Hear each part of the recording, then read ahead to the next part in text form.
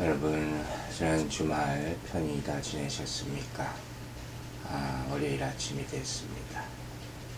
밖에선 비가 많이 오고 있는데 오늘도 날씨가 고르지 않을 것 같습니다. 평안한 하루가 되시기를 기도합니다. 우리는 욥기 이제 4장으로 접어듭니다. 드디어 친구들의 등장을 보게 됩니다. 여러분, 아픔과 근심, 이 두 가지는 때로 일맥상통할 수도 있지만 같은 것은 아닙니다. 몸이 당하는 것과 정신이 당하는 것, 이 두 가지는 다릅니다. 동물이 당하는 고난, 인간이 당하는 고난, 이것도 다릅니다. 또 하나님을 아는 사람이 당하는 고난과 고통, 모르는 사람이 당하는 고통은 다른 것입니다. 어떻게 다릅니까? 하나님을 아는 사람이 당하는 고난은 더 높은 차원의 고난이 될 수 있다는 것이죠. 욥이 당하고 있는 고통, 고난이 바로 그런 차원의 것입니다. 또 한 가지, 고난에 대해서 얘기할 때, 고통에 대해서 말할 때 어떤 고통도 계속되면 더 참기 어려워지는 것입니다. 제가 오래전에 이 치료를 한 적이 있습니다. 한국에 가서 잠깐 동안 있어야 했기 때문에 한 달 내내 치과를 다녔어요. 얼마나 힘들었겠습니까? 아주 체중이 쪽 빠졌습니다. 그 내내 두통을 가지고 살게 됐었어요.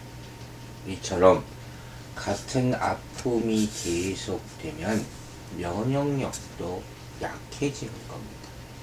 두려움이 생기고. 그래서 계속되는 고난이라는 것이 참 힘든 거예요. 욥이 당한 고난이 그랬습니다. 계속되는 거죠.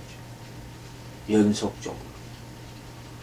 오래전 우리 신앙의 선배가 있는데 주기철 목사님이라는 분이 계십니다. 이분이 4년이 넘게 감옥에 계시면서 고난을 당하셨습니다. 그러자 마지막에 가서 이렇게 말씀하셨다는 거예요. 하나님, 내 생명 빨리 취해 주세요. 오래 가면 순교하지 못할지도 모르겠습니다. 그렇게 참는다는 것이 어려워요. 또 우리가 괴로울 때가 언제냐? 정신이 맑은 가운데 어려움이 생기면 그것도 힘든 거죠. 차라리 정신이 없으면 뭡니까? 그죠? 여러분, 암이라는 병이 있어요. 이 암이 나쁜 이유가 있어요. 하나는 처음에 발생할 때 모르는 거예요. 그게 꼭 사기, 말기 돼야지 진단이 나타나니까. 그래서 조기 진단이라는 것을 요새 많이 합니다. 또 마지막까지 정신은 말짱해요. 그게 힘든 거예요. 욥의 상태가 그렇다는 거죠. 그는 하나님을 알고 남을 가르치는 지도자급에 있는 사람이었어요. 그러니까 제가 서두에서 얘기했듯이 이런 고통 가운데서 높은 차원의 고민을 합니다. 신학적인 고민이죠. 왜라는 거예요. 철학적인 고민. 왜 나에게 이런 고민을 하게 됩니다. 이로 말미암아 도대체 무슨 유익이 있는가? 여러분, 종종 목회자가 아픈 그런 소식을 듣습니다. 암에 걸리거나. 그런 분들이 많아요. 그럴 때 여러분은 어떻게 생각하십니까? 아니, 목사도 아프냐? 목사도 암에 걸리냐? 자, 4장부터 욥의 세 친구들이 말하기 시작하죠. 욥의 절망이 깊어집니다. 그리고 우리는 그의 옆에 세 친구가 있음을 다시 생각해야 돼요. 이들은 처음에는 아무 말도 하지 않았습니다. 그리고 물끄러미 7일 동안 침묵을 지키면서 쳐다봤겠죠. 지금 욥에게는 친구의 따뜻한 위로의 말이 절실히 필요할 때입니다. 하지만 그를 방문한 친구들은 위로가 되지 못했어요. 물론 처음에는 위로하기 위해서 왔어요. 동기는 좋았죠. 하지만 오래가지 않습니다. 우리도 이런 경우를 종종 보고 당하기도 합니다. 또 우리가 잘못을 저지르기도 하죠. 위로하러 갔다가 해서는 안 될 말을 입 밖에 내는 경우가 있다는 것입니다. 부적절한 말을 하는 것, 이것보다는 아예 침묵으로 일관하는 편이 낫죠. 요새는 카톡이라는 것을 많이 합니다. 그거 참 저는 별로 좋지 않은 것이라고 생각합니다. 그 카톡 한번 잘못 보냈다가 폐가 망신하는 경우도 있습니다. 다른 사람한테 보내는 경우도 종종 봤습니다. 웃지 못할 일이죠. 자, 욥의 친구들의 행보를 한번 봅니다. 이 친구들은 위로하러 왔어요. 그런데 가면 갈수록 위로보다는 책망, 심판, 질책의 의미가 담긴 말들을 쏟아부어 놓습니다. 그들은 율법주의에 근거한 비난과 주장을 늘어놓는 것입니다. 그래서 욥을 더욱더 가슴 아프게 만들어 버립니다. 앞으로 나올 욥과 친구들 엘리바스, 빌닷, 소발, 이 친구들, 마지막에 엘리후가 나오죠. 이들과 욥의 대화 패턴을 잠깐 보려고 합니다. 먼저 처음에는 온건하게 논의합니다. 그러다가 점점 토론이 됩니다. 격렬한 토론. 그리고 나중에는 열띤 논쟁으로 치닫게 되는 그런 패턴을 볼 수가 있어요. 그걸 생각하고 보시면 더 흥미로울 것입니다. 처음 나온 사람이 엘리바스죠. 가장 연장자라고들 합니다. 처음에는 좀 마지못해 입을 여는 듯 정중한 태도로 욥을 향해 말하지만 나중에는 주저하거나 삼가는 태도를 전혀 보지 않습니다. 마치 욥의 가슴을 아주 콕콕 찌르면서 그를 완전히 그냥 때려 눕히기로 작정한 복서의 모습까지 보여줍니다. 욥의 세 친구 엘리바스, 빌닷, 소발, 이 셋이 차례로 욥과 대화를 나눕니다. 세 차례에 걸쳐서. 그리고 32장에 엘리후가 등장하죠. 가장 젊은 사람입니다. 이 엘리후의 말에 대해서는 욥이 응답하지도 않습니다. 마지막 대화를 보면서 그 내용을 잠깐 보면 엘리바스는 경험에 비추어서 얘기해요. 이런 식이죠. 나는 본 적이 있다. 이런 거예요. 자기 경험. 이런 내 경험에 의하면 네가 뭐 잘못한 거지. 빌닷은 전통에 근거해서 욥을 꾸짖습니다. 옛사람들은 이러이러하게 했다. 나중에 보면서 한번 생각해 보세요. 소발은 가장 거칠게 말은 가설에 근거하여 이렇게 욥의 가슴을 후려 파는 얘기를 하죠. 세 사람 모두의 공통점이라고 할 것이 있습니다. 바로 셋 다 율법주의자예요. 그들은 율법으로 욥을 단죄하고 심판하는 태도를 취하고 있다.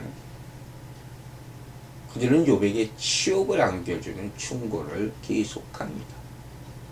도대체 어떻게 저렇게까지 말을 할 수 있을까 생각이 들 정도입니다. 우리도 그렇습니다. 우리도 때로 혀로 상대방을 난도질하는 경향이 있기 때문입니다. 2절을 보면 이런 말이 나옵니다. 말이 조금 어려워서 잠깐 해석을 하려고 합니다. 누가 내게 말하면 내가 실증을 내겠느냐? 누가 참고 말하지 아니하겠느냐? 이 말을 새 번역은 이렇게 표현했습니다. 누가 내게 말을 걸면 너는 짜증스럽겠지. 말을 하지 않으려고 했지만 참을 수가 없다. 좀 더 쉽게 이해가 가죠. 엘리바스는 처음 대화를 시작할 때는 참 어색했을 것입니다. 왜? 누구나 자신에게 충고나 조언을 하면 좋아할 사람은 없어요. 왜 아는 거예요. 연장자니까. 욥도 그렇게 생각하겠죠. 그러나 친구된 입장에서 또 한편으로는 입을 다물고만 있을 수도 없지 않습니까? 그래서 욥에게 조언을 좀 하겠다 하는 의사를 조심스럽게 드러낸 거예요. 누가 참고 말하지 아니하겠느냐 하는 말은 침묵은 아무것도 해결하지 못한다는 의미를 담고 있는 말이에요. 일단 겸손한 마음으로 내 말을 들어라. 내가 보기에 네가 고난당하는 것이 참 그 자체가 못마땅해 보인다. 이런 뜻이죠. 자, 우리가 충고를 많이 하죠. 충고에 대해서 좀 얘기를 해보려고요. 충고는 좋은 것이지만 모든 충고가 다 충고는 좋은 충고는 아닙니다. 심지어 조언자가 옳다고 생각하며 제공하는 충고나 진지한 충고조차도 잘못된 것일 수 있다는 겁니다. 분명히 나쁜 충고도 있어요. 그래서 누군가 제공하는 나쁜 충고를 듣고 그대로 했다가 잘못된 결과를 당하는 경우도 많습니다. 좋은 충고에 물론 큰 유익이 되겠죠. 마음이 혼란해서 확신이 서지 않을 때 우리는 보통 신뢰할 만한 사람에게 도움을 청하는 거예요. 좋은 결과를 얻을 수 있기 때문에. 가장 좋은 것은 뭐겠습니까? 어디서 가장 좋은 충고를 얻을 수가 있겠냐 하는 거죠. 여러분, 잠언을 보세요. 잠언에는 지혜롭고 유익한 조언들이 가득합니다. 31장으로 되어 있습니다. 매일마다 한 장씩 읽으시기 바랍니다. 살인도 면한다 나와 있어요. 우리가 스스로 옳다고 믿고 어리석은 행위를 저지르는 순간이 참 많습니다. 그때 우리를 잡아줄 수 있는 책이 바로 잠언이라는 거예요. 문제는 뭡니까? 아무리 좋은 충고를 들어도 이걸 귀담아 듣지 않는다는 거죠. 이게 쉽지 않거든요, 또. 그래서 받는 사람은 사실 그걸 오픈해야 돼요. 특별히 진정한 친구는 진실을 똑바로 보게 만드는 충고를 주는 친구입니다. 그래서 듣기 힘든 말도 아끼지 않는 거예요. 비록 마음에 좀 그때 충격은 남을지라도 그런 충고에 귀를 기울이면 좀 더 나은 사람이 될 수 있는 것입니다. 좋은 충고는 듣기 어려운 말이라고 해도 유익한 결과를 가져올 수 있기 때문이에요.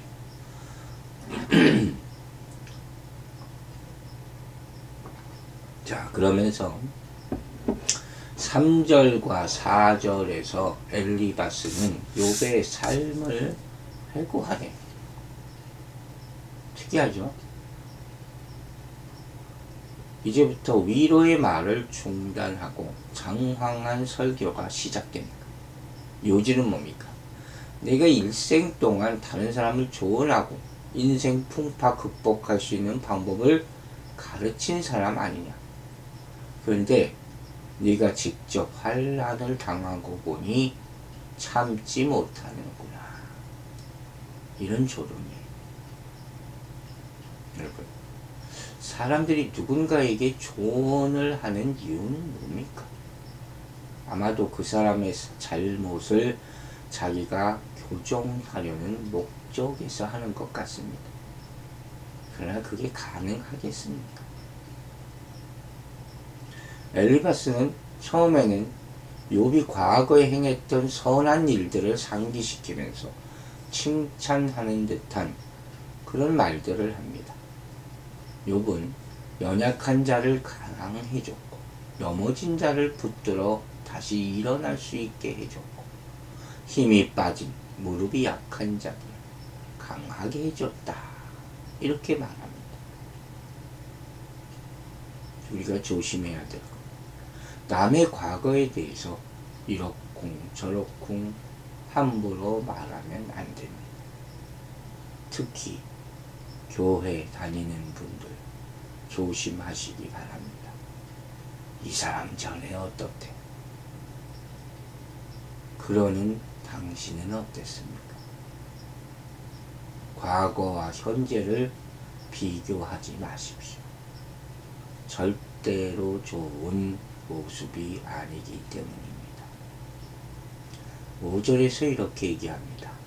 이제 이 일이 네게 이름에 네가 힘들어하고 이 일에 네게 닥침에 네가 놀라는구나.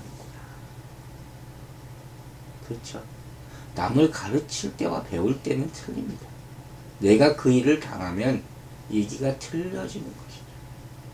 그래서 남에게 함부로 하지 말라는 거예요. 당자만이 알 수 있어요. 만약에 남을 가르칠 때는 인내해라, 온유해라, 하나님만 섬겨라 하면서 어려운 일을 내가 당할 때는 어떻게 되느냐 하는 것이죠. 가르친다는 건 원리를 말하는 거예요. 내가 가르치는 만큼 다 행할 수 있으면 얼마나 좋겠습니까? 그걸 알고 겸손해야죠. 그래서 가르치는 위치에 있는 사람은 항상 처신을 조심해야 한다는 것이죠. 또 고난당한 사람들을 위로하고 교훈하는 사람이라 할지라도 그 역시 고난을 겪을 수 있다는 것이죠. 누구도 이런 것에서 면제될 것이라고 자신할 수 있는 사람은 없습니다. 그러므로 늘 깨어서 자신에게 혹시라도 이런 어려움이 찾아온다 할지라도 너무 낙심하거나 놀라지 말고 죄 없이 고난당하신 예수 그리스도를 생각하면서 그분을 의지하며 참고 견뎌야 할 것입니다. 엘리바스는 구체적으로 욥을 지적하죠. 하나님을 경외하는 것도 안 보이는 것 같다. 그게 가장 큰 자랑 아니었느냐. 그 의로운 길, 온전한 길을 걷는 데서 소망을 찾던 자신감이 다 어디로 갔냐. 분명히 1장 1절에서 욥이 하나님을 경외하는 사람이라고 하지 않았습니까? 근데 그 경외가 없어졌다 하는 얘기죠. 만약에 진짜라면 이건 질책받아 마땅합니다. 그러나 하나님이 그를 의롭다 인정하셨다면 엘리바스의 책망은 분명히 성급한 판단, 잘못된 것이라는 것입니다. 여러분, 누군가 아플 때, 누군가 힘들 때 어루만져 주기 위해서 왔습니까? 위로해 주기 위해서 왔습니까? 그러면 끝까지 그렇게 하시기 바랍니다. 예수 그리스도께서는 그 일 때문에 우리에게 오셨어요. 끝까지 죄인들과 함께 하셨습니다. 기도하겠습니다. 아버지 하나님, 새로운 또 한 주가 시작되었습니다. 우리는 또 세상에 나가서 많은 사람과 만나고 부딪힙니다. 특별히 그리스도인으로서 힘들고 어려운 사람들을 위로하고 찾아 기도해주는 신앙인의 모습을 잊지 말게 하여 주시옵소서. 우리가 누구를 가르치는 것이 아닙니다. 선생이 되는 것이 쉽지 않습니다. 하나님의 말씀만 전하게 하여 주시고 힘들고 어려운 사람 옆에서 묵묵히 있어주는, 기도해주는 그런 일만 감당하게 도와주시옵소서.